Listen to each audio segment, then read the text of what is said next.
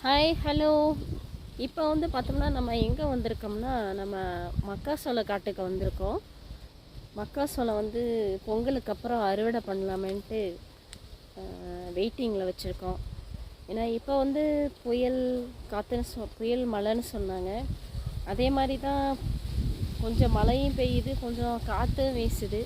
அதனால் நாங்கள் என்ன ஆச்சுன்னா இப்போது சோளமெல்லாம் ஒரு பக்கமாக சாய ஆரம்பிச்சிருச்சு. எப்படி அறுவடை பண்ணுறதுன்னு தெரியல. மிஷினை விட்டு அறுக்கலாம்னு இருந்தோம். ஆனால் காற்றுல சாஞ்சி போனதுனால நாங்கள் கையில் தான் ஒடிக்கிற மாதிரி வரும் மாட்டுக்கு. பார்க்கலாம். இப்படி தான் சாஞ்சி கிடக்குங்க. ஆனால் நம்ம மிஷினில் அறுக்க முடியாதாட்டுக்கு. வயலில் அங்கங்கே எல்லா இடத்துலையும் வயலுக்கு ஒரு வட்ட வட்டமாக எல்லாம் சாஞ்சி கிடக்கு. ஆனால் ஆளை விட்டு தான் அறுவடை பண்ணுற மாதிரி வரும் மாட்டுக்கு.